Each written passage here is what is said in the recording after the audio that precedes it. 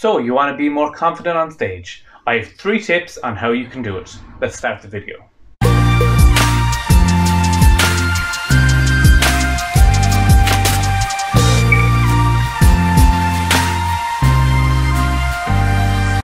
Hey guys, welcome back to my channel. Thanks so much for being here. Today we're talking about how to be more confident on stage. As someone who started off as a close-up magician and moved to doing stage later on, I've had to come to grips with this and the differences in it, and just standing up in a room full of people and talking. Now, this is something that I really love and it's my favorite thing to do now. But I'm going to help you get more confident doing it. So let's start with tip number 1, and that is to find comfort wherever you can. This can be something as simple as having a lucky pair of socks or a shirt or a jacket that you really like that makes you feel good.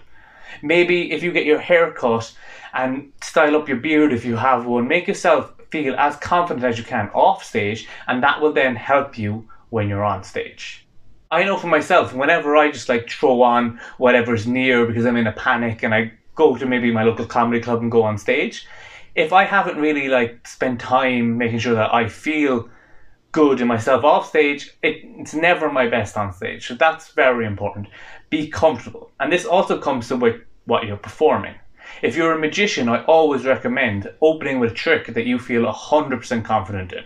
Don't take any risks at the beginning or something that you've never performed before, because you will be more nervous because of that, and that will come true. If you're a singer, start with a song that you know the lyrics to, a song you've been singing since you were a child, something that you know on autopilot you can do.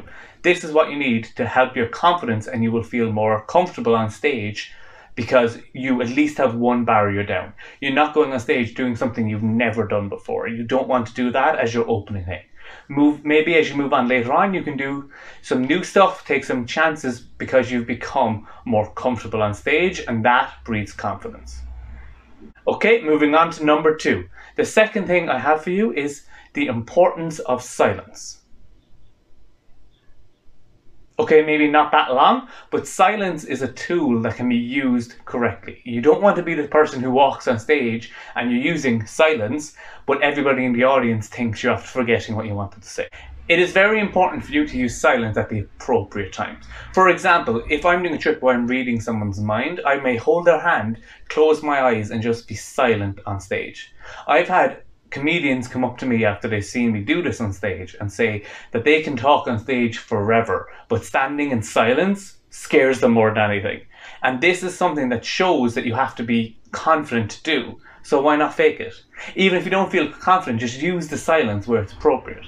This can also include just slowing down when you're giving a speech. If you say a joke, wait for the laugh. A lot of people are scared that what if there isn't a laugh, I'll just keep talking over it, and you're killing your own reaction. So that's very important, to use silence where appropriate. It's also appropriate not to overuse silence, because again, you don't want people to think that you're after forgetting what you were going to say. You don't want to walk on stage and just stand there and be like, hello.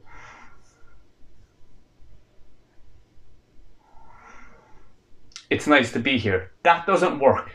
That's awkward. People think I'm after forgetting what my next line was. That's not what you want. But if you make an important point, something that is like the climax of your speech or performance, wait a beat or 2.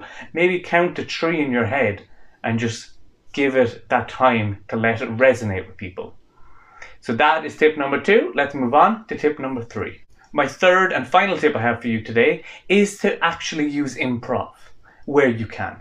Now, I'm not talking about improv comedy, but a lot of people say stick to a script. At least if you know your script, you won't mess up on stage. While that can be helpful, I also think it can make you feel removed from the audience. I've seen speeches where people are sticking to their script so exactly that I feel like I might as well just be watching a screen. They don't know that I'm there, they don't care. It can feel cold and removed. Well, I think it's important to have bullet points so you stay on track throughout your performance, speech, or whatever it is you're doing on stage. I also think it is important to have some improv in there, something that you don't know what you're going to say before you say it. Because that is how we interact with each other in real life. When I'm having a conversation with you, I don't have a script. It's, hey, how are you? And we just see how things go. When you have a script and you're sticking to it, people can tell the rhythms aren't right. They can tell that this isn't something you're coming up with on the spot and you're sticking to your script exactly.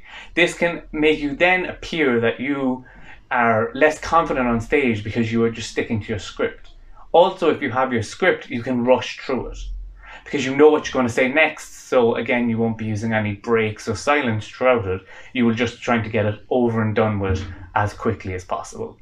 So I think it is important to have a structure to what you're doing, but I also think it is important to have some room for playfulness. If you're a singer, for example, maybe between songs, have a bit of time where you just talk about yourself. Don't have it scripted, but maybe have a bullet point where you're going to talk about why you love the next song you're going to sing. If you're a magician, you can have your patter, but it should only be a select few lines. You shouldn't have everything scripted out.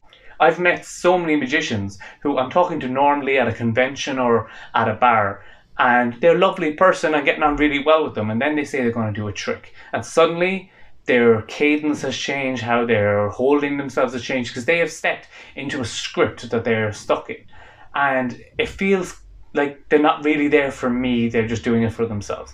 And I think especially in performance or in any type of art, it's important to connect with your audience, and I think having some real moments is very important.